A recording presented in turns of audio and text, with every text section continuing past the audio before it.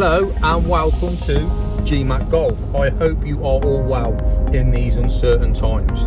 Now before we get any further into this episode of A Golfers Ramblings, just want to say a massive shout out to the NHS and all the other key workers that are working their arses off to keep this country going and the wheels of industry turning. So thank you guys and keep up the good work, and everybody else, stay inside, stay safe. Okay, so today's episode of A Golfers Ramblings is question and answer. And as the title would suggest, do shafts matter? Wow. Here's the first question from Mr. Golf Nuts himself. Let's see what he wants to ask. So, GMAC, you wanted a question, so I've got a question for you. A little while ago, there was a little debate about shafts. I hate to bring Shaftgate up again, but I'm gonna. So, my question is, what is the importance of shafts in a golf club? Cheers, mate. Bye. Okay, so Mr. Nuts wants to know the importance of the shaft in the golf club. Well, Lee, you know, it's really straightforward. The shaft links the club head to your hands. So that's simple. No, but on a serious note, the shaft, obviously, there's been a massive debate recently of, is the shaft important? Is the shaft not important? Of course it's important. The shaft literally is what I've just said. It's what links the club head to the club, to the hands. So it needs to be specific to the individual. And that can mean one of two things, in my opinion. Guys, on this question regarding shaft, it's all my opinion. Not that I'm knowledgeable. So, you can go for a fitting, and you can be fit to, let's talk irons. You can be fit for a Modus NS Pro 120X Flex shaft, giving you great numbers. So that shaft is the correct shaft for you. That should be the shaft you have. However, if you don't feel comfortable with that shaft, irrespective of if that's giving you the best numbers, you're not going to get the best numbers when you go to live firing, when you go out on the golf course, because you don't feel comfortable with it. And I'll use an example now. I went for a fit and I got fit into that shaft. I got fit to a Modus Pro 3, whatever it is, 120X Flex shaft. Ultimately the same shaft that Henrik Stenson's using. Now, I opted, when I got the clubs built, to have it in a stiff flex. Reason for that was because with an X Flex, I've got to swing it as hard as I possibly can on every single swing. Now, I can't do that for 18 holes of golf. Physically can't do it. So mentally, in my head, the X Flex isn't the shaft for me. Therefore, I went for the stiff flex shaft. And live firing, so on the TrackMan, the stiff was giving me good numbers, wasn't giving me my best numbers. Okay. However, since having fitted for the clubs and since using the stiff flex shafts, I'm getting my best numbers now with a stiff flex because I can swing it how I need to swing it for each specific shot. So obviously with a stiff flex, obviously I've got the option to go a little bit harder if I want to, but because it's only stiff, not X stiff, I can go a little bit softer if I want to as well. So that's one option. Also, people choose shaft on how they look. Now, I bought a driver once. I bought my JPX 850 driver because I liked the way the white shaft looked with a blue head. So I bought it. Didn't know if it was the right shaft for me or not. Still hit it okay. Would it have made a difference if it was a black shaft in it? Yeah, I wouldn't have bought the driver. So that's, for me, why shaft's important. And it's twofold. It's one, it's going to give you the best numbers potentially, and two, it needs to suit and feel right to the person using it. Even if you've been on Sim or GC quad and been fitted, if that shaft doesn't, if that shaft doesn't feel right for you, you're not going to swing it as well as you should. So in theory, pick the shaft that you want to put in the club, basically. So Lee, I hope that answers your question Sufficely, we can geek out and talk kick points and low spin, high spin, low launch shafts if you want. I don't think the viewers are going to want to listen to that. That might be for a podcast in the future. So Lee, I hope that answers your question, mate. Thanks for putting the question in. But yeah, that's my opinion on shaft. So that's Lee's question. Next question is from Paul Jackson Golf. Now, Paul's relatively new to the world of YouTube, but his channel is Hooker. Okay? Go over to his channel, give it a subscribe, have a look. Guy's funny. Now, I say he's funny. I don't know if it's his accent. I quite like his accent and it makes me laugh, but he is a funny guy anyway. I had the pleasure of meeting Paul at one of Liam's golf days, and he's a top boy.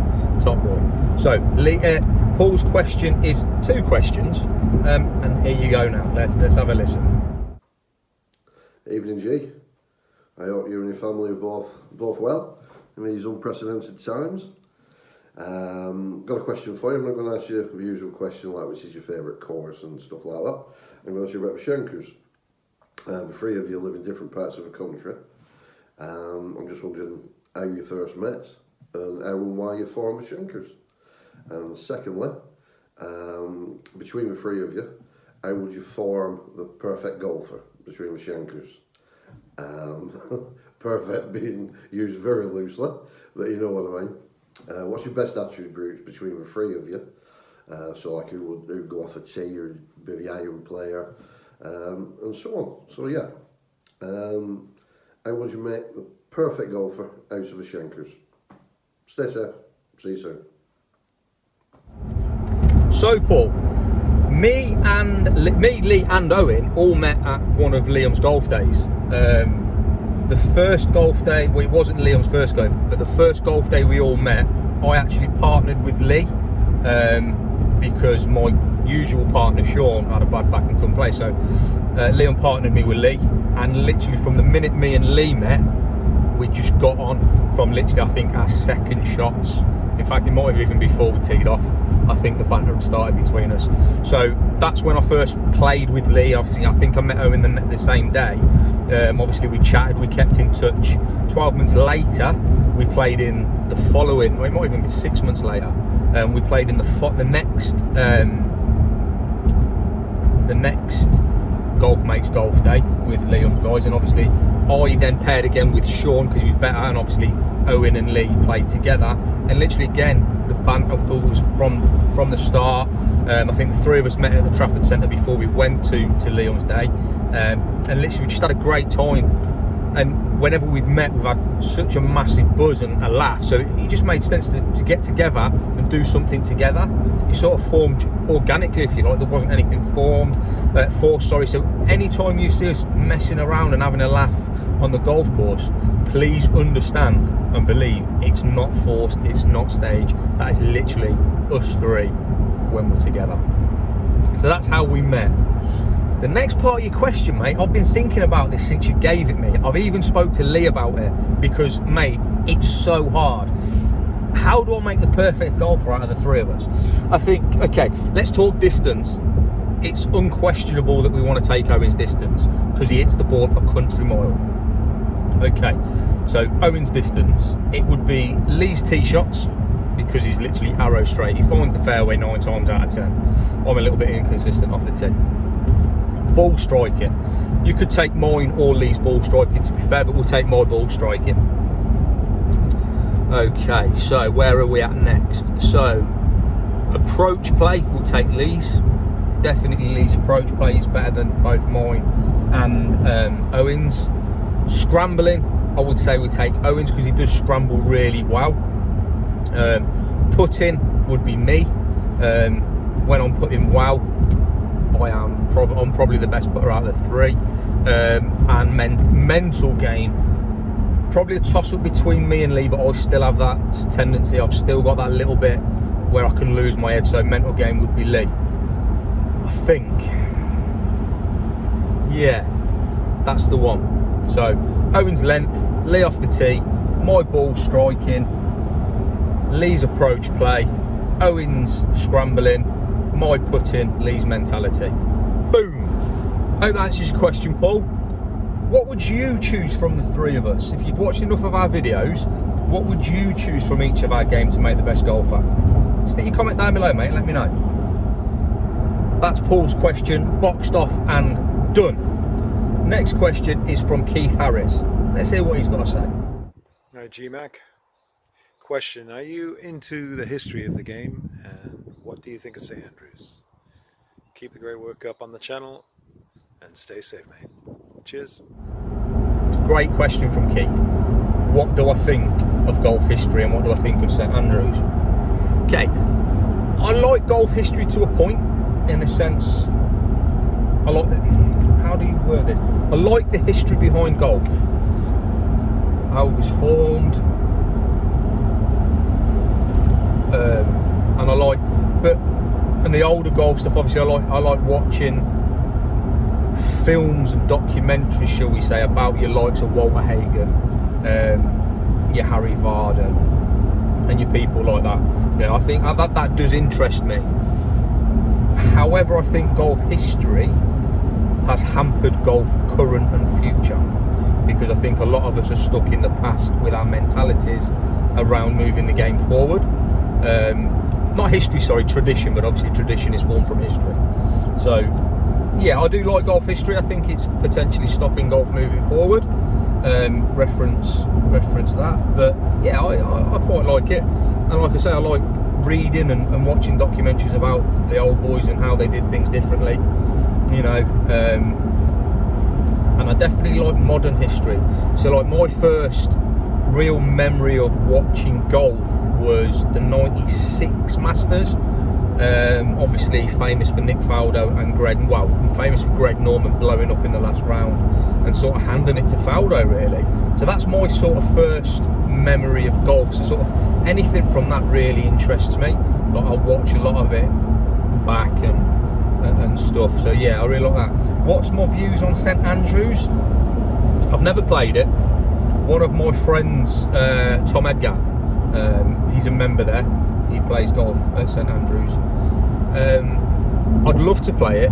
However, stories I've heard, if you can get past the aura that surrounds St Andrews, being obviously the home of golf and the, you know, the history that comes with the golf club, I think if you can get, I think what a lot of people have said that have played it a few times, if you can get past that, it's just an okay links course. Obviously that's other people's opinion. I've never played it,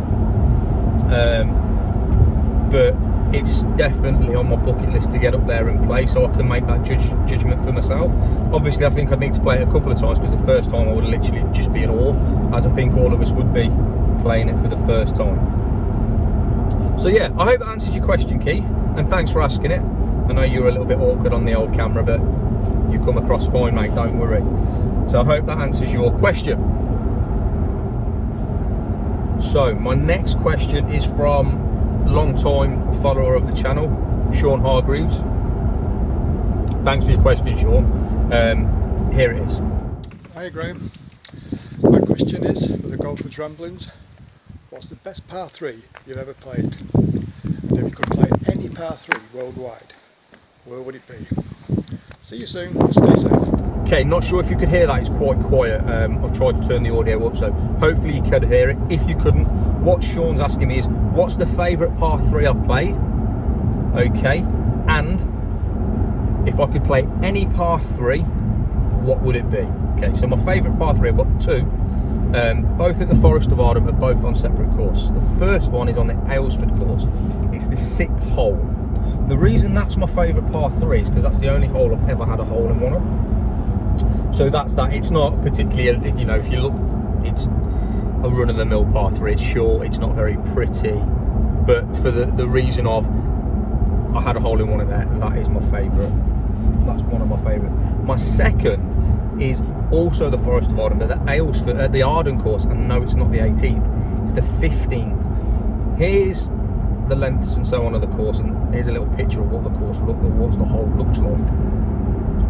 It's just, I find it, I like picturesque scenes. So the fact that you've got like the long heathery grass, the 3 bunkers in front of the green, little raised green. You sort of set back as well to like a tree area, and obviously you've got those times where the deer are on the course. It's just I think it's just a beautiful looking hole. You get it in the right time of the year and the right time of day. It's absolutely stunning. So that's my favourite par 3 by far. If I could play any par 3, what would it be?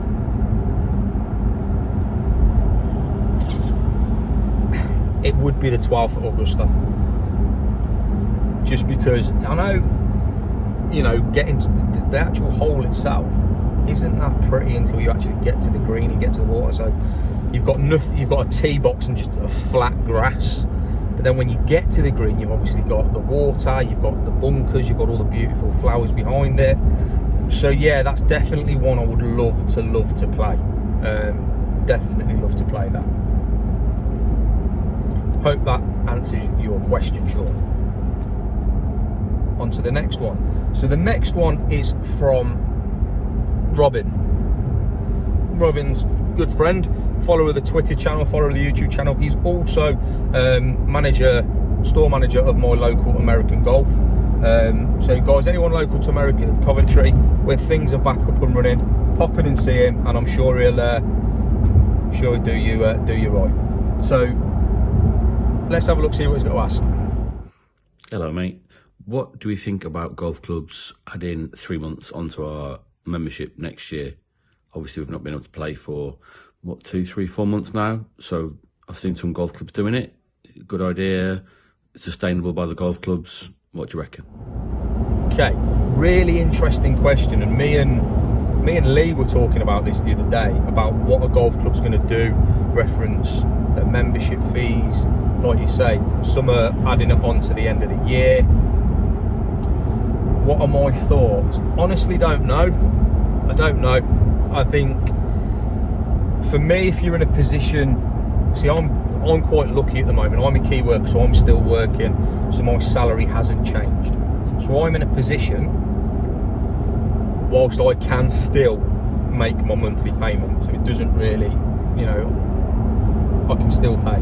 Don't get me wrong, I'd be happy if they stopped it for 3 months, 4 months, whatever, because obviously money in my back pocket is better than anything like that. But obviously I want the course to be open when I come back. So if you're in a position where you can continue to pay your monthly fees, carry on, is what I say. If you're not, obviously you can't. And obviously golf clubs have to look at that. They have to look at the demographic in the golf club. They have to look at what they need to sustain as a business. Do they need people to carry on paying their monthlies? How many out of their membership are pay monthly? How many pay annually? Because obviously, don't forget, people do still pay annually, so they will still have a chunk of money from that.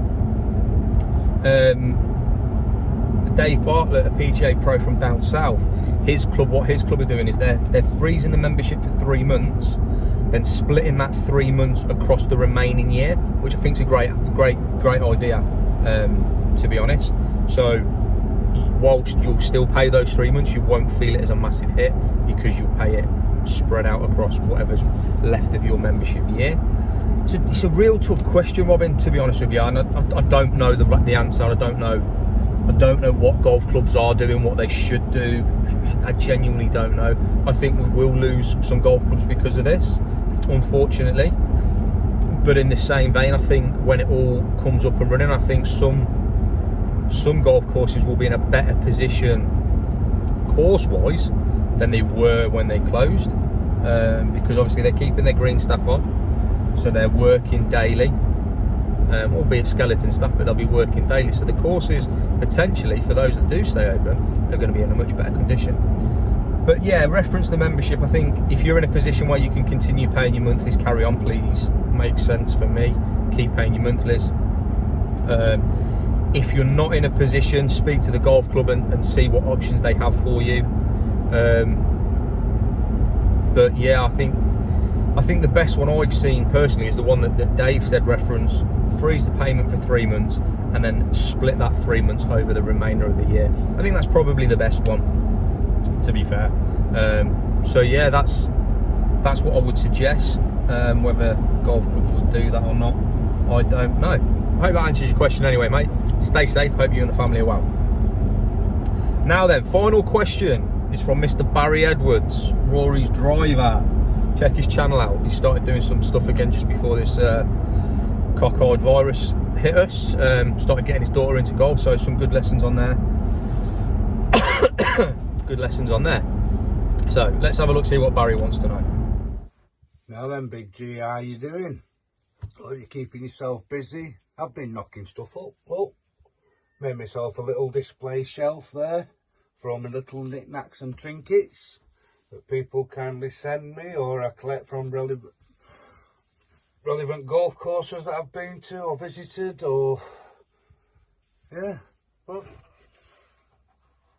look at that coming together. Maybe a little sideline going on. Anyway, question for you, G.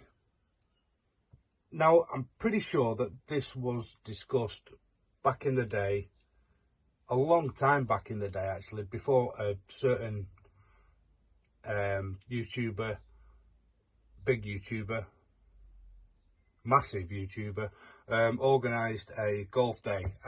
It's something that we discussed a number of times, I'm sure. God man, going back 5-6 years ago now, aren't we?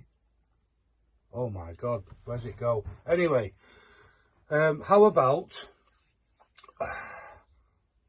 the small YouTubers? I say small YouTubers, certain level of YouTuber. Oh, don't know how it'll be disciplined. How about a bunch of lads and lasses and young uns and old uns get together with a few cameras, meet up in a golf course, have a good crack and raise a few quid? What do you reckon? Be a laugh, I'm sure. Leave that with you. Let me know what you reckon, mate. See you soon. Okay, so we had a ramblings there. Thanks for the question, Baz. I think what Barry's asking is, you know, would or should there be a golf day for smaller YouTubers? Now, obviously, Mr. Shields ran his YouTube golf day, which was a massive success. I think he raised a good chunk of money, a good chunk of money for charity. So well done, Rick, for that. And that wasn't exclusive to big channels. It was small channels, no channels. I think Lee played in. I think he didn't have a channel at the time. I think he just applied to play in it, and obviously that day inspired both him and Owen to set up their YouTube channels. So obviously Rick didn't discriminate against YouTube size, so obviously we had that. Also myself, Lee, Owen and Fergs, the combat golfer, check his channel out, we all got together and we were going to run a charity golf day this June. You know, we hit the road running, we got a course venue, we got some quite big sponsors on board as well. We got Callaway, FootJoy, BMW, Audi. They were all, you know, they were all willing to support us. My company I work were willing to put a big chunk of money behind it. But for reasons other than work and commitments outside of golf, the organisation of it just broke down, and it just became too much. So that's why that, and obviously it wouldn't have happened now anyway, because we'd arranged it for June. So realistically that day wouldn't have happened. Initial response from people was fantastic. So reference a golf day for smaller YouTubers for charity. Do I think there should be one? Yes, absolutely. Would I be involved in organising it again? Absolutely not. I physically don't have the time. I've tried it, I couldn't do it. There is a lot of work in organising a charity day. It's not like organising a society day where you get your venue, you get your money, you book it. It ain't that straightforward, mate. It genuinely isn't. Getting sponsors, okay, getting commitment from sponsors, getting deposit, and obviously because it's a charity day, it's quite a way in front as well. So, you know, you need deposits from people and things like that. So I think there's absolutely a place for it, but you know, whoever undergoes, and Big Oggy, he did a golf day again, which obviously hasn't gone ahead because of what's what, and obviously Corinne Princess Golfer Diaries, she's arranged one which has been postponed. But you know, it is difficult. it's really, really difficult, especially if you want to do it as a YouTuber's golf day. So yeah, I definitely think there should be one, but whoever decides to go at it and do it, be conscious that it's a lot of work. It's a massive amount of work, mate. It really is. Don't get me wrong, it'll be very, very rewarding, no doubt about it, because you're helping some, you know, whatever charity whoever decides to do it for, it'll be a good charity. You know, we were going to do it for On Course Foundation, which is for wounded and ex-military, and obviously Alzheimer's UK because of Lee's dad.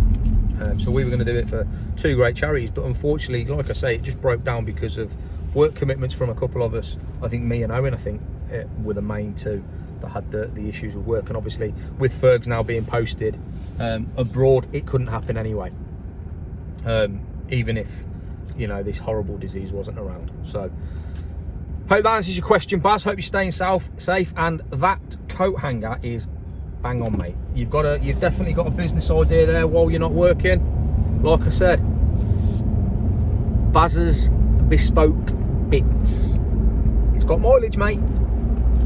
So guys, that's everything from me. That's all the questions I've got in. If I forgot your questions, I am so sorry. It's because you didn't send me the video like I asked you. Guys, please stay safe. If you haven't already subscribed to the channel, please consider doing so and hitting that bell notification, because then you'll be notified every Thursday and Monday at 6 o'clock that I've got a video out. Let me know what you want me to talk about next week, guys. I've got a video in mind. I've got a Golfers Rambling already filmed, ready for next week. But let me know what you think. Let me know what you want to see me talk about. Guys, take care, and I will see you soon.